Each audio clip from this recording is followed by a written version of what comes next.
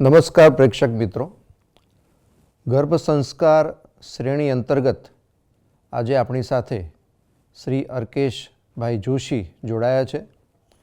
Sir, આપનું સ્વાગત છે. ચિલ્ડ્રન્સ યુનિવર્સિટી દ્વારા ગુજરાતના ખ્યાતનામ એવા ગર્ભ સંસ્કારના નિષ્ણાતોની પેનલમાં સરશ્રી પધાર્યા છે. યુનિવર્સિટી વતી પણ આપનું સ્વાગત કરું છું. સર, શ્રી અર્કેશ જોશી સર આપણી સાથે જોડાયા છે. તેમનો પરિચય હું આપીશ. સૌથી પહેલાં જણાવું કે ચિલ્ડ્રન્સ યુનિવર્સિટી ગુજરાતની એકમાત્ર યુનિવર્સિટી છે જે યુનિવર્સિટી દ્વારા ગર્ભ સંસ્કારના વર્ગો ચાલે છે, ઓનલાઈન અને ઓફલાઈનના વર્ગો ચાલે છે, અને તે ઉપરાંત ગુજરાતની 23 સંસ્થાઓ MOU અંતર્ગત જોડાયેલી છે. તો આ રીતે ચિલ્ડ્રન્સ યુનિવર્સિટી છેલ્લા ઘણા વર્ષોથી ઓનલાઈન અને ઓફલાઈનના વર્ગો દ્વારા ગર્ભવતી મહિલાઓ સાથે કામ કરતી રહી છે.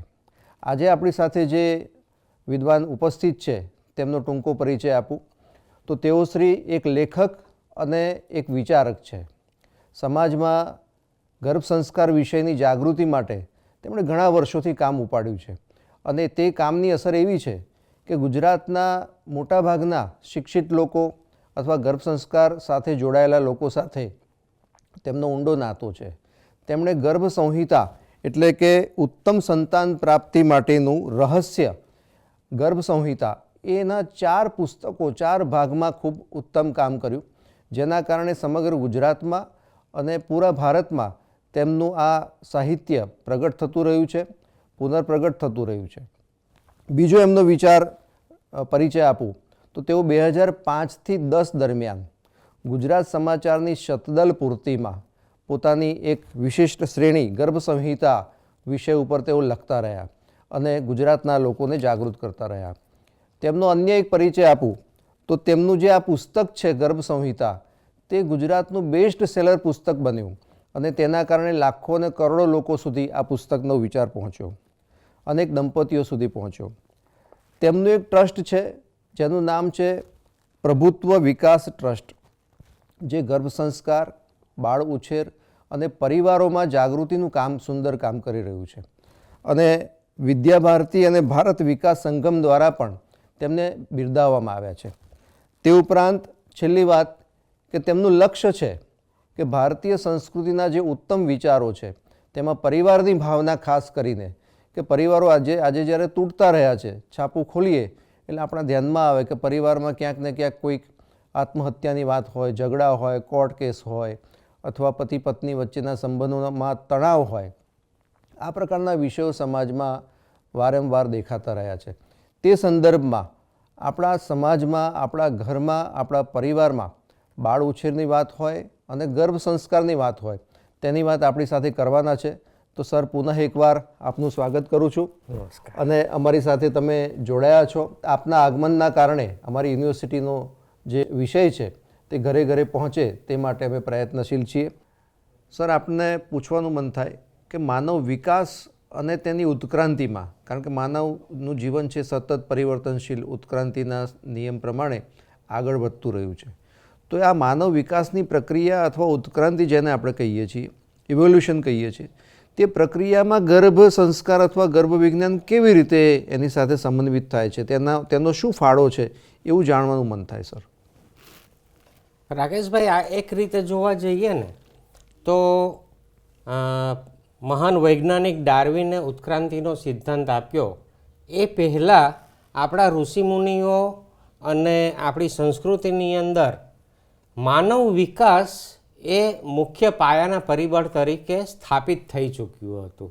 અને આપણે જાણીએ છીએ કે આપણે દશાવતારની અંદર જુદા જુદા તબક્કાઓ દેખાડવામાં આવ્યા છે કે સૌથી પહેલો મત્સ્યાવતાર છે, બીજો કાચબાનો અવતાર છે, વગેરે વગેરે.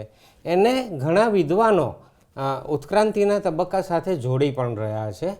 હવે ઉત્ક્રાંતિ મનુષ્યથી અટકી નથી જતી એવું ઘણા બધા વિદ્વાનોએ, ઘણા બધા ચિંતકોએ કહ્યું છે. અને ખાસ કરીને શ્રી અરવિંદે એક વિચાર આપ્યો છે કે મનુષ્ય આનાથી વધુ ઉત્ક્રાંતિ પામી અને અતિમનસના ક્ષેત્રમાં જશે. તો આ જે અતિમનસનું ક્ષેત્ર છે, અથવા તો એમ કહો કે એક વધુ વિકસિત મનુષ્યનું ક્ષેત્ર છે, ત્યાં સુધીનો મનુષ્યએ વિકાસ કરવાનો છે અને એની આગળ પણ ક્યારેય વિકાસનો અંત નથી, વિકાસ અનંત છે. તો એ કેવી રીતે થશે અને એમાં ગર્ભ સંસ્કાર શું ભૂમિકા ભજવશે?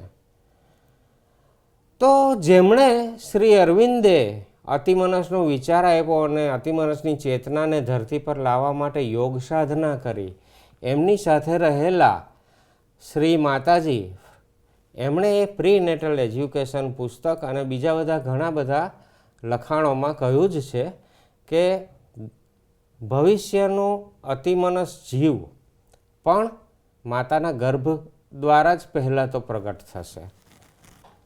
તો એ ઉત્ક્રાંતિના પરિબળની અંદર ગર્ભ વિજ્ઞાન જો જેટલું વધારે ઝડપથી પૃથ્વી પર ફેલાશે, મનુષ્ય જાતિમાં ફેલાશે, તેમ તેમ વધુને વધુ ઉત્તમ પ્રકારના સંતાનોનો જન્મ થતો રહેશે, ઉત્તમ માનવીઓનો જન્મ થતો રહેશે. પેઢી દર પેઢી એ વધારે આધ્યાત્મિક, વધારે નૈતિક, વધારે સંવેદનશીલ અને વધારે બુદ્ધિમાન એવી પેઢીઓ, એવા બાળકો, એવા માનવીઓ ગર્ભ વિજ્ઞાન થકી જન્મ લેતા જશે.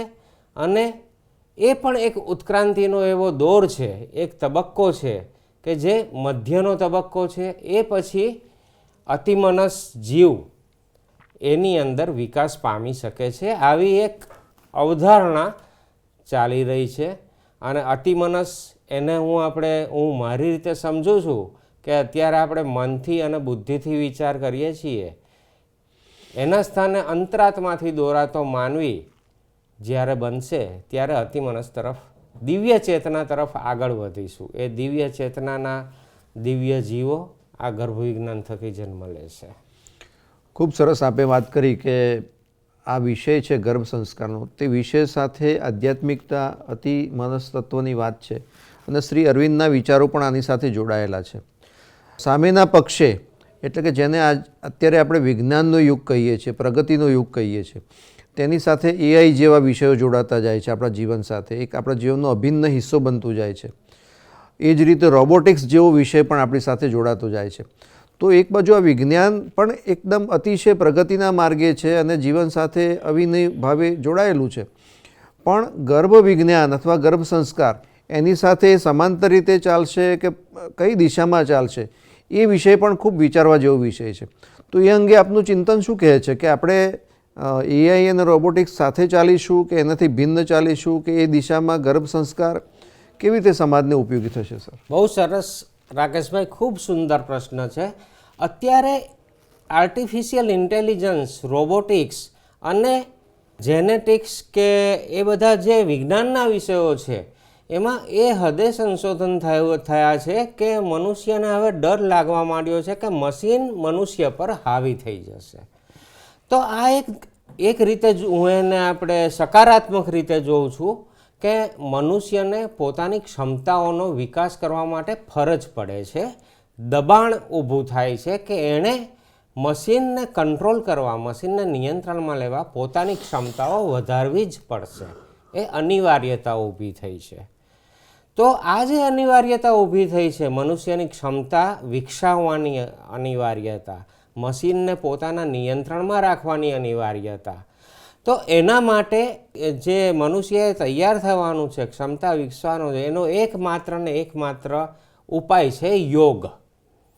યોગના જુદા જુદા વિષયો, યોગના જુદા જુદા તબક્કાઓ, એનો જેણે અભ્યાસ કર્યો હશે એ સમજી શકશે કે એક યોગી મનુષ્ય એટલે અંદરથી યોગી મનુષ્ય, બહાર ભલે સંસારિક જીવન જીવતો હોય, પણ જે અંદરથી યોગી મનુષ્ય હોય અને એ યોગની ક્ષમતાઓને પોતાની અંદર ધારણ કરતા હોય, એ મશીનને સારી રીતે કંટ્રોલ કરી શકશે, નિયંત્રણમાં લઈ શકે.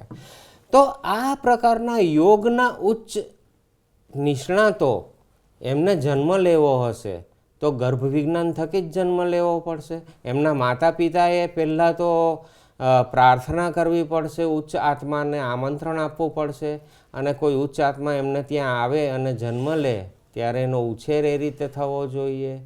અને યોગ વડે ગર્ભ વિજ્ઞાન થતી જન્મેલા બાળકો યોગ વડે ઉત્તમમાં ઉત્તમ પોતાનો વિકાસ કરે, માનસિક, શારીરિક, આધ્યાત્મિક, 3 પ્રકારનો, તો મશીનની સામે મનુષ્ય ખૂબ સુંદર રીતે, ખૂબ પ્રભાવી રીતે ટક્કર લઈ શકશે અને મશીનને પોતાના નિયંત્રણમાં રાખી શકશે.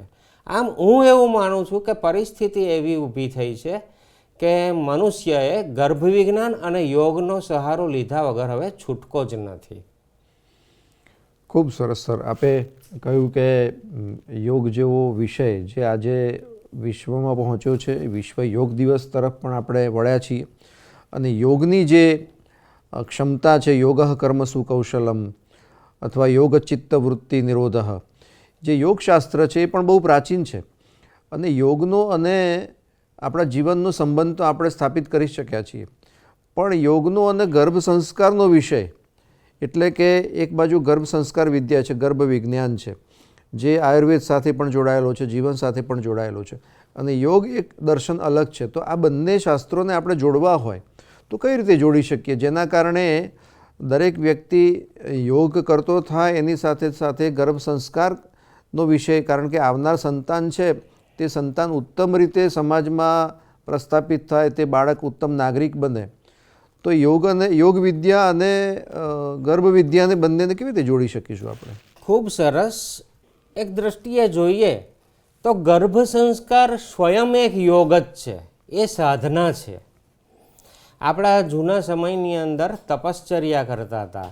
રાજા દિલીપે ગાયનું દૂધ પીને તપશ્ચર્યા કરી કે તેમના વંશમાં ભગવાન વિષ્ણુનો અવતાર આવે. તો એના પરિણામે દશરથને ત્યાં અને કૌશલ્યાજીને ત્યાં રામ ભગવાનનો અવતાર થયો. તો યોગની શરૂઆત, ઉત્તમ સંતાન પ્રાપ્તિ માટેના યોગની શરૂઆત તો રાજા દિલીપના વખતથી થઈ ગઈ હતી. તો પહેલાં તો આપણે જ્યારે પ્રાર્થના કરીએ છીએ, આમંત્રણ આપીએ છીએ ઉત્તમ આત્માને, અવતાર માટે તપ કરીએ છીએ, ત્યાંથી યોગની શરૂઆત થાય છે. એ પણ યોગ જ છે. પોતાની જાતને કેળવવી ઉત્તમ સંતાન પ્રાપ્તિ માટે, પોતાની જાતને વધુ ઉન્નત, વધુ ઉચ્ચ બનાવવી, એ યોગ સિવાય શક્ય જ નથી. એના માટે યોગ અનિવાર્ય અંગ છે. તો ઉત્તમ સંતાન પ્રાપ્તિ માટેના બધા જ તબક્કાઓમાં યોગ એક સાધન રૂપ છે. અને એને હવે બીજો તબક્કો આવે છે કે માતા પિતાનું મિલન થાય ત્યારે તો ઘણા લોકોને પ્રશ્ન થશે કે સમાગમના જેવા વિષયને આપણે આવી રીતે આધ્યાત્મિકતા અને યોગ સાથે કેવી રીતે સાંકળી શકીએ. તો આવો પ્રશ્ન ઘણાના મનમાં થતો હશે, પણ એક વાત સમજવા જેવી છે કે માતા પિતા જ્યારે ઉત્તમ સંતાન પ્રાપ્તિ માટે સમાગમ કરે છે ત્યારે એમનો હેતુ જોવાનો છે કે એમનો હેતુ માત્ર મોજ મજાનો નથી, પણ વધુ સારા સંતાન ધરતી પર લાવી અને પૃથ્વીને વધુ સુંદર બનાવવાનો છે. તો એમનો હેતુ ખૂબ ઉચ્ચ પ્રકારનો છે, અને આ પ્રકૃતિ દ્વારા, સ્વયં ઈશ્વર દ્વારા એમને હેતુ આપવામાં આવ્યો છે. જો એની જરૂરિયાત ના હોત તો કામવાસનાની જરૂર જ નથી. એ શા માટે પ્રકૃતિએ ઉત્પન્ન કરી? કામવાસના એટલા માટે ઉત્પન્ન કરી છે કે પ્રજોત્પત્તિ આગળ ચાલે, અને એ વધુ સારી રીતે ચાલે. એટલા માટે પતિ પત્ની જ્યારે પ્રાર્થનામય સમાગમ કરે છે ત્યારે યોગ જ થાય છે, એ એક યજ્ઞ હોય છે.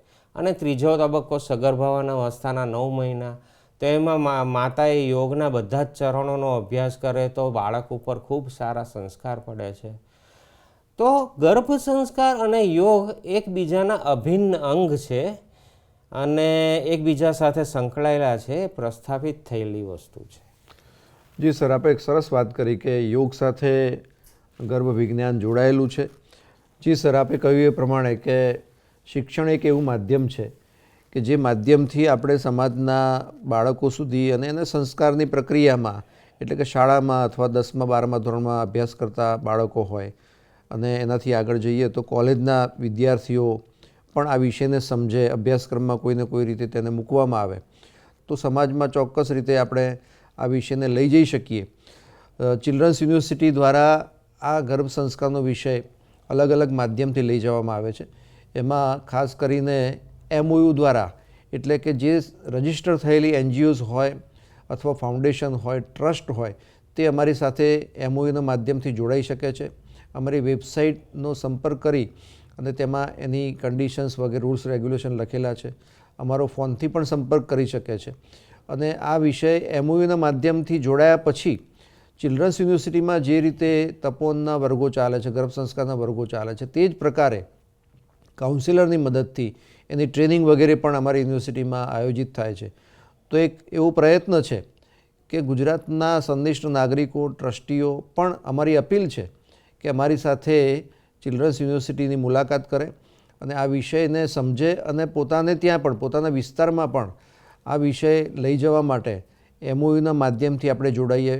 અને MOU કર્યા પછી જે રીતની રચના ચિલ્ડ્રન્સ યુનિવર્સિટીમાં કેન્દ્રમાં ચાલે છે, તે જ રીતની રચના, તે જ રીતનું કેન્દ્ર પોતાને ત્યાં પણ શરૂ કરી શકે છે. અને સમાજ હિતનું, સમાજની કેળવણીનું અને સગર્ભા માતાઓ દ્વારા ઉત્તમ સંતાનો સમાજને મળે તે દિશામાં આપણે પ્રયત્નશીલ છીએ. તો આવો આપણે એક ઉત્તમ સમાજ માટે આ ગર્ભ સંસ્કારના વિષયને સમજીએ અને તેનો પ્રચાર પ્રસાર કરીએ. સર, આ તબક્કે આ ગર્ભ સંસ્કાર અને ઉત્ક્રાંતિના વિશેષ એપિસોડમાં આપે એમને ખૂબ સુંદર વાતો કરી. ગર્ભ સંસ્કારની પ્રાચીનતાથી શરૂ કરી, તેને સમાજમાં કેવી રીતે લઈ જવું, અને ખાસ કરીને ફરીથી ઉલ્લેખ કરવાનું મન થાય કે આપણે ગર્ભ સંહિતા જેવા એક વિષયને પુસ્તક આકાર આપ્યો, એના 4 ભાગ સમાજને આપ્યા. એ ખૂબ મહત્ત્વનું કામ છે. કારણ કે કોઈ પણ કામનો પ્રારંભ કરવો એ ખૂબ અગત્યનું છે, ત્યાર પછી તેનો વિસ્તાર કરવો, વિસ્તરણ કરવું એ પણ અગત્યનું છે. છતાં પણ એમ થાય કે જોશી સાહેબ, આપે સમાજને એક મૂલ્યવાન સાહિત્ય આપ્યું અને જે વિષય છે એ મૂળમાં છે, પાયામાં છે, બીજમાં સંસ્કાર આપવું એ અગત્યનો છે. પછી વૃક્ષ તૈયાર થાય છે, પછી એને આપણે પાંદડા ઉપર પાણી રેડીશું તો એનો વિકાસ થતો નથી.